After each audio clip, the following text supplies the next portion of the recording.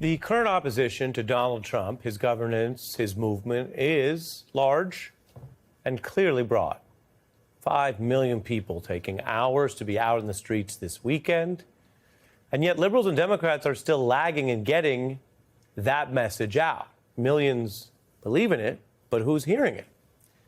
They're not getting it necessarily to younger people who we now know clearly get most of their information online, because Trump and MAGA voices dominate those spaces, those podcast and digital realms.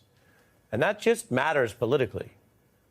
TV news also plays a distinct role in our politics, particularly with day-to-day governance. We can tell you it is still where most elected officials in both parties will go first, day to day. And yet the new media of pods and streams and YouTube shows reach many millions who do not buy or watch cable news. And these top sort of digital stars already reach far more people than traditional TV. Joe Rogan, 20 million YouTube subscribers, 14 million Spotify listeners, others building those big audiences. Rogan's podcast often ties or beats the New York Times Daily Pod. And he has more subscribers than the Times with 12 million. Now, politicos may notice these pods when they have the political guests. But let's be clear, many started as more whimsical, fun, offbeat talk show hangouts with comics and creatives, just chatting about all kinds of topics. Politics comes up, but it's not the focus. And while Democratic leaders once viewed these so-called bro pods as a kind of risk, full of divisive and admittedly offensive takes sometimes, more Democrats are now wading into these new waters. I went to Japan recently, and I got both of you guys gifts. This is a Palestinian movement in Japan. Thank you. Solidarity with Palestine, and this is a little train. Oh, if the Democratic Party cannot win the votes of union workers, who are they for? Good. Okay. All right, let's take a deep breath. You ready? Okay, I'm ready. My son's a big fan of yours, Barron. Really, Barron is? Yeah. Oh, nice. Yeah, he just graduated high school, right? That's right. He just did. He knows you very well. He said, Dad, he's big. Wow. Yeah, big one. That's cool. Fact check, true. That podcaster, comic Theo Vaughn, is big. And it tells you something that in an age gap from, about 19 years old to President pushing 80, that's where they overlap. Now, after Trump's election win, some Democrats talked about just building your own digital spaces from scratch. That's a separate kind of longer-term idea, but plowing into even the right-leaning digital spaces could have a much faster impact than trying to build something for years to catch up with them, especially if candidates use this as a chance to talk like non-politicians, to go mix it up.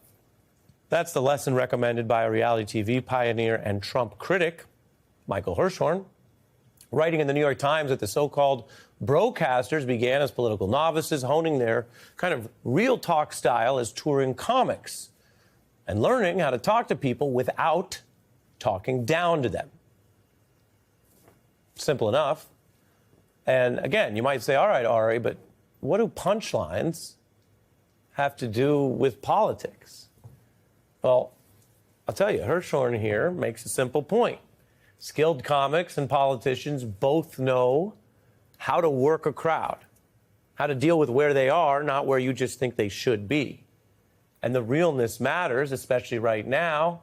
Authenticity is what fills the void when authority dies, he writes. So these mediums are new, but the core point is actually not new or controversial. You may recall the old saying, the medium is the message, McLuhan, or how people have talked about, and if you take a political science class, everyone will remind you how politics went through radio, and then it went through TV, and the Kennedy-Nixon debate, and all that stuff. The mediums of those times defined the political stars of those times. So nowadays, being, authentic and compelling in these casual, long-form conversations is different than how you would present in a Sunday public affairs show on TV. And it doesn't mean mimicking the hosts. It just means making the case on their turf, which is something a skilled politician is supposed to be able to do. Now, several of these so-called bro pods have a kind of breezy, anti-PC, anti-establishment attitude. including about what might pass for basic civility or sensitivity, especially depending on where you are in the country. But that, we should note, did not stop Pete Buttigieg from going in there as himself and really opening up, seeming to share more about his personal journey from the military to coming out.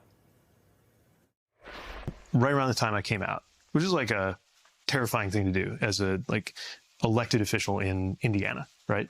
This was after you got back from Afghanistan. Yeah, right? exactly. It was after What I got happened? What did you eat out there?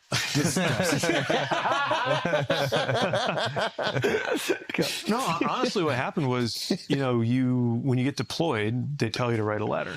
And I still have it in a drawer somewhere. And it's the letter, it just says just in case on the outside. Wow. And it's everything that you want your loved ones to know, from your internet passwords to like how you feel your life went. I'm a grown-ass man in a position of responsibility. And I don't actually know what it's like to be in love. And if I get back, I'm not going to let that continue. Like whatever the implications, I'd rather deal with that than once again contemplate the idea that I could go to my grave not knowing what it's like to be in love. On TV, we're supposed to keep it moving, right? Jump to the next thing and the next thing. But just, you see that there's a different vibe there. The medium is the message. If you're willing to catch up with that vibe on a sofa, a bunch of people around, less formal, and yet Pete Buttigieg did something that seems very real and important there, and it wasn't one of these Democratic lists of 8 points. Maybe he changed some minds. He certainly avoided the tone of like a workplace sensitivity training, which plenty of people need, and everyone should be respected at work. But this is politics and culture and life, and he shared it in a very different way there. There's another classic line from a conservative culture warrior, the late Andrew Breitbart. It actually echoes an earlier point from the Democrat Pat Moynihan. Breitbart said politics is downstream from the culture, which Hirschhorn notes. The idea is that people's stances about guns or feminism flow down from the culture they're steeped in, just as Moynihan from the left argued that liberals could use politics to reform culture and save society from its worst instincts.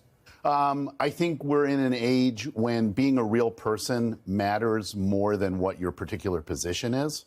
And I think the Republican candidates have understood that they can use this podcast medium to really, lock in with their voters and get intimate and get trust with their voters. And it was really notable that Kamala refused to go on a lot of these podcasts. She went on a couple safer podcasts, but she missed this opportunity, which is how most voters under the age of 40 get their news and get their allegiances. And it's continuing. We'll put this box we had back up because I want to show folks.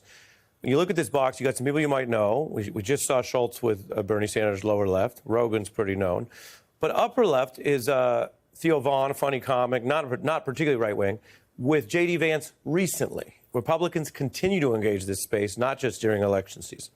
That's right. And they understand that young people are not consuming traditional news. Young people are not reading the New York Times. They're not reading the Atlantic. And if they want to reach them and they want to continue to connect with them, this is how they have to do it. You mentioned being authentic. Reality TV offers the promise of something more real than script. But as you've written, eventually everyone is unscripted performing, right? Right. You're performing authenticity. And I wonder if podcasts are going to get to that point at some point. But right now, I think these remarkable moments, like the Pete Buttigieg clips that you showed earlier, they're deeply moving. And I think that there's the reason they're so moving is because there's so much distrust of politicians in general, right? And that's what these podcasters are saying. And there's a reason they like Bernie and they like Trump. It doesn't really make sense, except that they trust that Bernie is an authentic human being who's willing to stand by his issues, who's consistent, who's self-deprecating with a sense of humor, that those people on the margins are more authentic than your kind of traditional mealy-mouthed politician. So let's turn to populism. It's a word that means like everything and nothing. But the idea that your leaders should genuinely care about what everyone's going through and try to reflect their experience, needs, and aspirations is a version of populism, yes? For sure.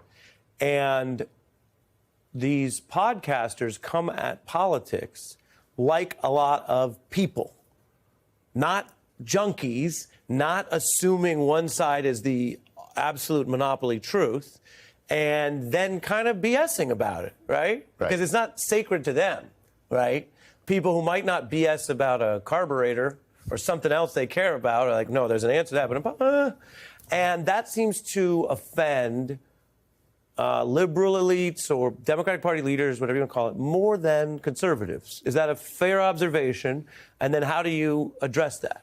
Well, I think that's, absolutely right. I think the thing with Democrats is that they still are working out of an old paradigm. Yep. And that paradigm is not ideological. It's partly linguistic. It's the way people talk, the way politicians talk, carefully parsing their positions, thinking about all the different interest groups, versus populists, and we see this time and again with Trump, who gets away with saying incredibly unpopular things. And there's this the old New Yorker cartoon where there's the wolf on the billboard and the sheep are saying, "Well, he tells it like it is." Or the Trump character is like, "I'm going to eat you." Yeah. And so somehow we've moved into this paradigm where anything that's perceived as authentic is better than anything that's seen as explicitly political.